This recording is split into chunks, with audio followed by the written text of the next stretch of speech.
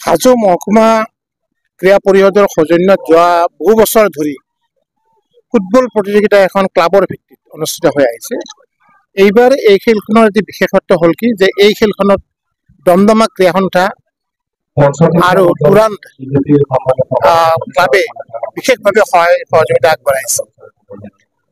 মোৰ দেউতা স্বৰ্গীয় ৰাতুল ভাণ্ডাৰকাৰৰ স্মৃতিত বা সোঁৱৰণত এই খেলখন হাজো মহকুমা ক্ৰীড়া পৰিষদে যোৱা 3 বছৰ ধৰি অনুষ্ঠিত কৰি আহিছে। তেখেতসকলে আমাৰ হাজো মহকুমা ক্ৰীড়া পৰিষদৰ অন্তৰ্গত ক্লাবসমূহৰ নতুন খেলুৱৈৰ সৃষ্টি আৰু ক্লাবসমূহত এটা ফুটবলৰ পৰিৱেশ গঢ়াৰ কাৰণে এই প্ৰচেষ্টা তেখেতসকলে হাতত লৈ আহিছে। সুন্দৰ প্ৰচেষ্টা। আমাৰ হাজো মহকুমা ক্ৰীড়া পৰিষদত সুন্দৰ ফুটবল খেলুৱৈৰ সৃষ্টি হওক। আজি বংশৰ আৰু বৰম্বৈ ক্ৰীড়া সন্থাৰ মাজত ইয়াত চূড়ান্ত খেলখন অনুষ্ঠিত হৈছে আৰু এই খেলখনত বৰম্বৈ ক্ৰীড়া সন্থাই টাই ব্ৰেকাৰ পদ্ধতিত 1 গ'লত তেখেতসকলে জয়লাভ কৰিছে।